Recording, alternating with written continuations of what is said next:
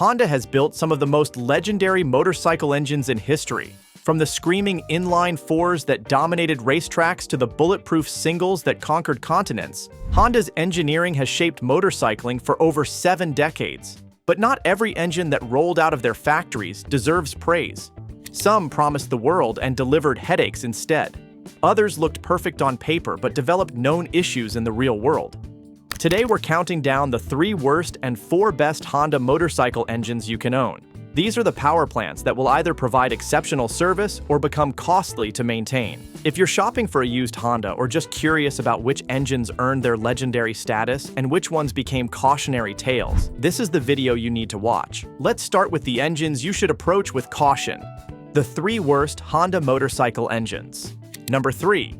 The 1983 to 1986 VF750 V4. The VF750 V4 engine should have been Honda's masterpiece.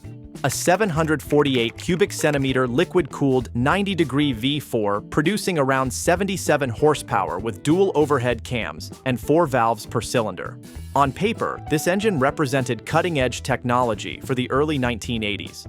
Honda was so confident in this design that they built multiple models around it, including the Magna, Sabre, and Interceptor. The problem started appearing after these bikes hit the streets.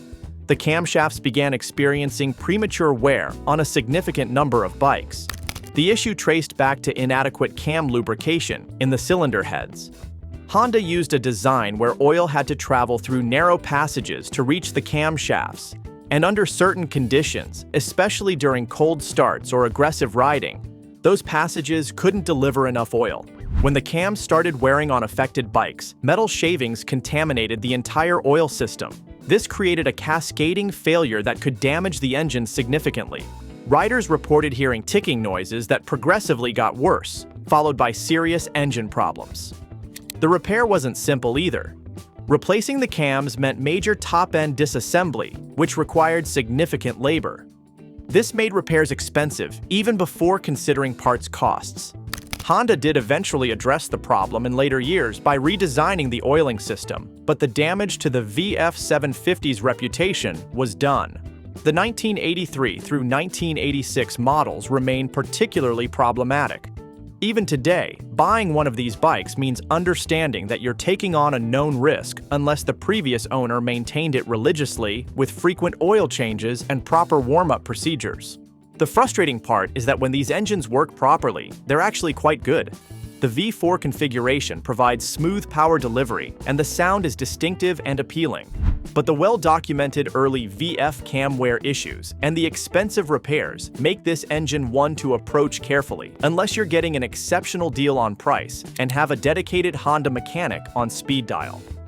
Number 2. The 1988 to 2000 VFR 750 FVF4. You might be surprised to see another VF engine on this list, especially since the VFR 750F is often praised as one of Honda's best sport tourers. The 3rd generation VFR 750F, which ran from 1988 to 1989, and the 4th generation from 1990 to 1997, did fix many of the earlier VF problems. Honda improved the cam oiling system significantly, but these engines have a documented weakness that makes them more maintenance-intensive to own today. The primary concern is the charging system. The stator and regulator rectifier on these bikes have well-known reliability issues. The stator, which generates electrical power, can fail over time. When it goes, you'll notice dimming lights, difficulty starting, and eventually a dead battery that won't hold a charge. Replacing the stator requires removing fairings and engine covers, making it a labor-intensive job. The regulator rectifier, which controls voltage, can also fail and potentially damage the stator when it goes bad. This creates a maintenance cycle that many owners experience. The regulator fails, damages the stator, you replace both, and then after extended use the pattern can repeat. Aftermarket companies have developed better quality replacements, but you're still looking at periodic electrical system maintenance that adds to ownership costs. This is a known weak point across these model years. The second consideration is parts availability. These bikes are now 25 to 35 years old, and Honda has discontinued many model-specific components. Finding OEM fairings, instrument clusters, and certain cosmetic parts has become difficult and expensive. Core engine internals are still available, but the overall ownership experience can be frustrating when you need specific parts. The VFR 750F is a capable sport tourer when properly maintained. The engine produces smooth power, the handling is excellent, and the riding position works for long distances. But the electrical system weaknesses make these bikes more maintenance-intensive than some alternatives. Unless you're mechanically inclined and willing to address the charging system proactively with upgraded components, the ongoing costs of keeping one running properly can add up over time. Number 1. The 1979 to 1982 CB750F and CB900FD OHC Inline-Four. This one is difficult because the CB750F and CB900F are beautiful motorcycles with a racing pedigree. The 749 cubic centimeter and 901 cubic centimeter DOHC Inline-Four engines were Honda's answer to the superbike wars of the late 1970s. These engines produced impressive power for their time, around 79 horsepower for the 750 and 95 horsepower for the 900, with a distinctive exhaust note and aggressive styling. The primary concern is the cam chain tensioner design. Honda used a mechanical spring-loaded tensioner that can weaken over time, particularly on bikes that haven't been maintained with regular oil changes. When the tensioner loses effectiveness, the cam chain can develop slack. This creates a distinctive rattling noise from the top end of the engine. If that rattle is ignored, the chain can potentially jump teeth on the cam sprockets. When this happens, valve timing goes out of specification. In serious cases, valve-to-piston contact becomes possible, bending valves and potentially damaging pistons and cylinder heads. This type of failure can become quite expensive to repair properly.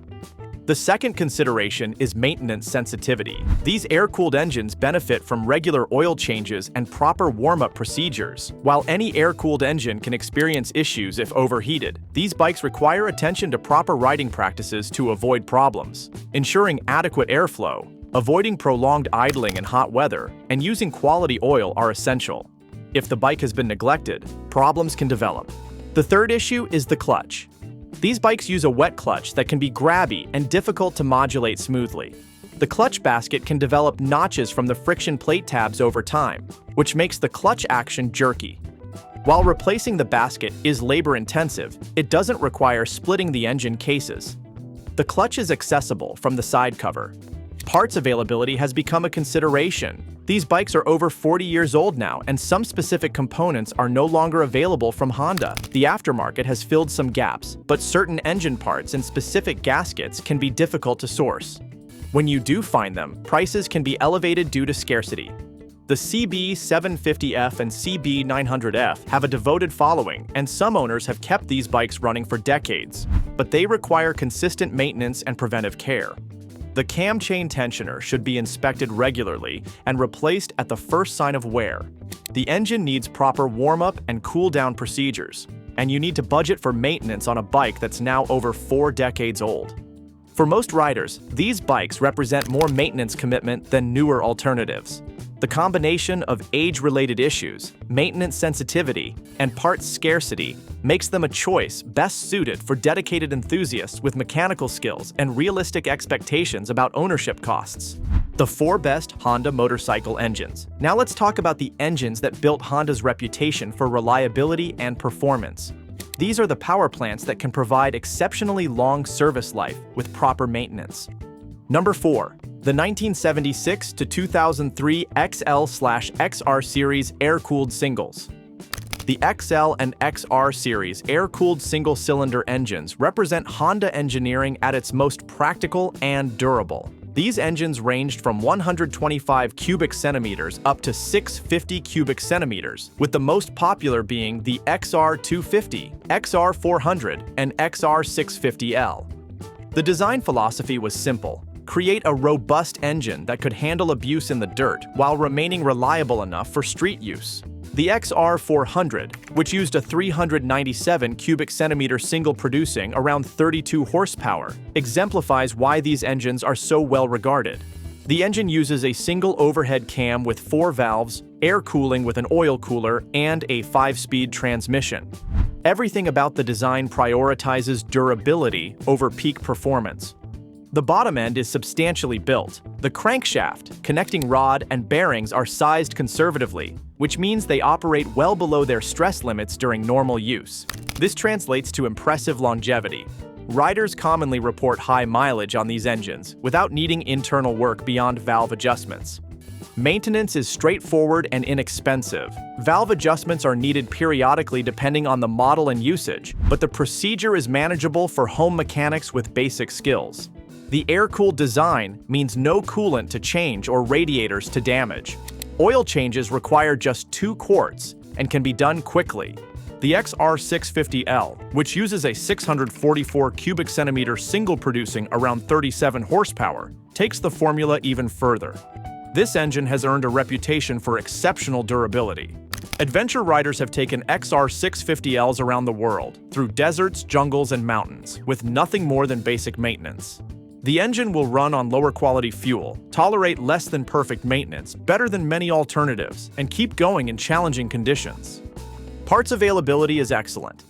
Honda produced these engines for decades, and the aftermarket supports them heavily. You can find everything from performance upgrades to OEM replacement parts easily and affordably. This makes keeping these bikes running simple and economical. The downsides are minimal. These engines vibrate more than multi-cylinder designs, which can be tiring on long highway rides. Power output is modest compared to modern bikes, and the air-cooled design means they run warm in traffic. But these are minor considerations for engines that can provide such long service life. If you want a Honda motorcycle that will provide reliable service with minimal fuss, any bike with an XL or XR series air-cooled single is an excellent choice.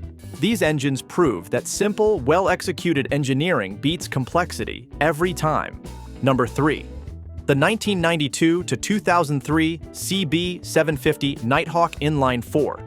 The CB750 Nighthawk uses a 747 cubic centimeter SOHC Inline-Four that produces around 72 horsepower. This engine is the spiritual successor to the original CB750 that revolutionized motorcycling in 1969, but with decades of refinement and reliability improvements. It's one of the most underrated engines Honda ever built.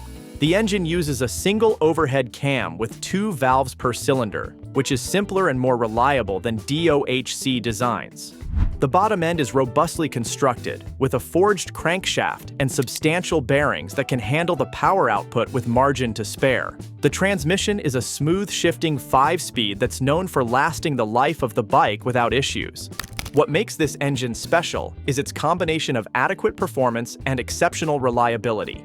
The 72 horsepower is enough to cruise comfortably at highway speeds, handle 2-up riding with luggage, and provide decent acceleration when needed. It's not a sport bike engine, but it doesn't need to be.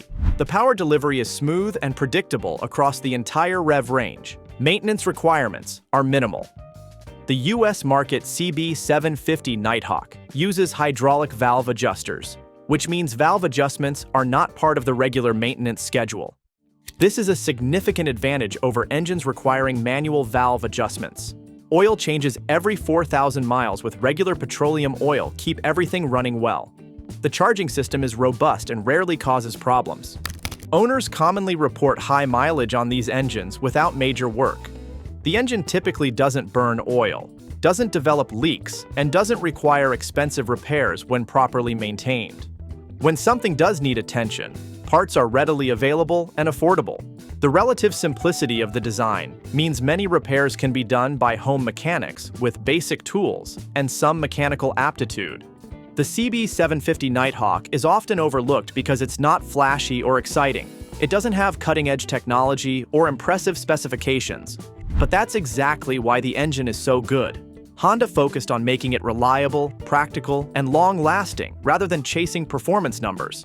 The riding experience matches the engine's character. The bike is comfortable for long distances, handles well enough for enjoyable riding, and provides dependable service. It's the motorcycle equivalent of a well-built sedan, and that's a compliment. You can buy one used for a reasonable price, ride it for years with proper maintenance, and it will hold its value reasonably well. If you want a Honda that will simply work without drama, the CB750 Nighthawk is an outstanding choice. The engine represents Honda's philosophy of building motorcycles that serve riders rather than impressing them. Number 2. The 1998 to 2016 VFR 800 V4. After discussing the earlier VF engines, it's important to recognize that Honda eventually perfected the VE4 formula. The VFR 800, introduced in 1998 and produced through 2016, uses a 781 cubic centimeter liquid-cooled 90-degree V4 that produces around 107 horsepower. This engine resolved the problems that plagued earlier V4s and became one of Honda's most respected power plants. The cam oiling issues that affected earlier VF engines are completely resolved. Honda redesigned the oiling system to ensure adequate lubrication under all conditions. The cams are fed by larger passages with better flow, and the system includes additional oil jets for critical areas. As a result, cam wear is no longer a concern with proper maintenance. Owners regularly achieve high mileage without cam-related problems. The charging system, which had documented weaknesses on the VFR 750, is significantly improved. The stator is more robust, and the regulator rectifier is better designed. While these components can still require replacement after many years of service, they're much more reliable than on earlier models. The engine's character is what makes it special. The V4 configuration provides incredibly smooth power delivery, with minimal vibration. The 90-degree layout is well balanced, which means the engine feels refined like an inline-four, but with more low-end torque. The sound is distinctive, a mechanical symphony that's more interesting than an inline-four, but less agricultural than a V-twin. Power delivery is ideal for sport touring. The engine produces strong torque from 3,000 RPM all the way to the 11,000 RPM redline. This broad power band makes the bike easy to ride in any situation. You can lug it in higher gears through city traffic or ring it out on mountain roads. The engine responds instantly to throttle inputs without any lag or hesitation. Honda used this engine in the VFR 800 for nearly 2 decades with only minor updates. The fifth generation, produced from 1998 to 2001, is particularly sought after for its combination of performance and reliability. The sixth generation, from 2002 to 2013, added fuel injection and VTEC variable valve timing on some models. The VTEC system switches between 2 and 4 valves per cylinder depending on RPM, which improves low-end torque and fuel economy. The VTEC system has proven reliable, though some riders find the transition point noticeable and prefer the non-VTEC models. Either way, the engine is exceptionally durable when maintained properly. The main maintenance items are valve adjustments every 16,000 miles and regular oil changes. The valve adjustment procedure is more involved than on a single or parallel twin due to the V4 configuration, requiring more time and mechanical skill. Parts availability is excellent. Honda produced these bikes in large numbers, and the aftermarket supports them well. Common wear items like brake pads, tires, and chains are readily available. Engine parts are still obtainable from Honda, and used parts are plentiful due to the bike's popularity. The VFR 800 engine represents Honda's ability to learn from earlier challenges and create something exceptional. It took the promise of the earlier VF engines and delivered on it completely. For riders who want a sophisticated, powerful, and reliable engine with character, the VFR 800 V4 is an outstanding choice. Number 1. The classic CB series air-cooled SOHC Inline-Four. The best Honda motorcycle engine from the classic era is the CB series air-cooled SOHC Inline-Four. This engine, introduced in 1969 with the legendary CB750, revolutionized motorcycling and established Honda as the world's premier motorcycle manufacturer. This design powered countless models through the 1970s and early 1980s and became the foundation of Honda's reputation for reliability. The original CB750 used a 736 cubic centimeter inline-four with a single overhead cam, 4 carburetors, and an electric starter. It produced 67 horsepower, which was remarkable for 1969. But the real achievement was the engine's refinement and reliability. Before the CB750, large displacement motorcycles were often temperamental machines that required constant maintenance and expertise to keep running. The CB750 changed that completely. The engine's design is brilliantly simple. The single overhead cam operates 2 valves per cylinder through rocker arms. The bottom end uses a forged crankshaft running in plain bearings with excellent oil flow. The transmission is a smooth 5-speed with a wet multi-plate clutch. Everything is designed for longevity rather than maximum performance. This philosophy paid off spectacularly. CB750s from the early 1970s are still running today with original engines that have provided exceptional service life. The key is regular oil changes and valve adjustments. Maintain those two things properly, and the engine can outlast many other components on the bike. Honda refined this basic engine design throughout the 1970s and early 1980s. The CB550 and CB650 all used variations of the same SOHC architecture. Each iteration improved on the original while maintaining the core reliability. These engines proved that the fundamental design was sound and adaptable. Maintenance on these engines is straightforward. Valve adjustments are needed periodically depending on the model and usage. The procedure involves removing the valve cover, measuring clearances with feeler gauges, and adjusting the clearances by turning adjustment screws. A home mechanic with basic skills can perform this maintenance with proper tools and patience.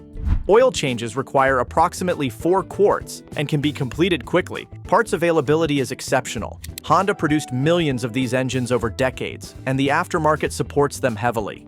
You can find everything from gaskets to complete engine rebuilds easily and affordably. Many parts interchange between different models, which makes sourcing components even easier. The riding experience is exactly what a motorcycle should be. The engine produces smooth, linear power that's easy to control.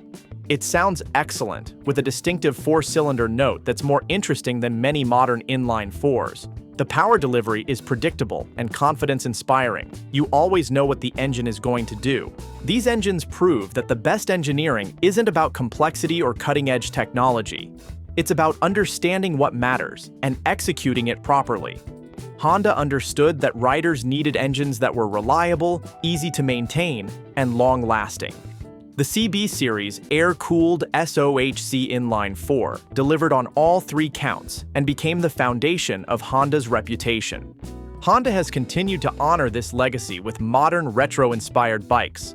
The CB1100, introduced in 2010, pays homage to the classic CB series with its styling and philosophy, though it uses a modern SOHC 4-valve air and oil-cooled design that meets current emissions and performance standards. While it's not a direct continuation of the original SOHC architecture, it captures the spirit of what made those classic engines great: reliability, smooth power delivery, and a focus on the riding experience over raw specifications. If you want one of the best Honda motorcycle engines from the classic era, find any bike with a CB series air-cooled SOHC Inline-Four from the 1970s or early 1980s. Whether it's a CB750, CB550, or CB650, you're getting an engine that represents the pinnacle of practical motorcycle engineering from that period. It can provide exceptional service life, costs relatively little to maintain, and provides a riding experience that's pure and satisfying. Conclusion: Honda has built hundreds of different motorcycle engines over 7 decades. Some were brilliant, some were flawed, and a few had problematic early designs. The engines with known issues, like the early VF-V4s and the maintenance-sensitive SOHC CB750F, show what happens when ambitious designs encounter real-world challenges or when design weaknesses aren't caught before production. These engines can become expensive to maintain and require dedicated ownership. The best engines, like the XR Series singles, the CB750 Nighthawk, the VFR 800V4, and especially the classic CB series SOHC Inline-Four, represent Honda at its finest.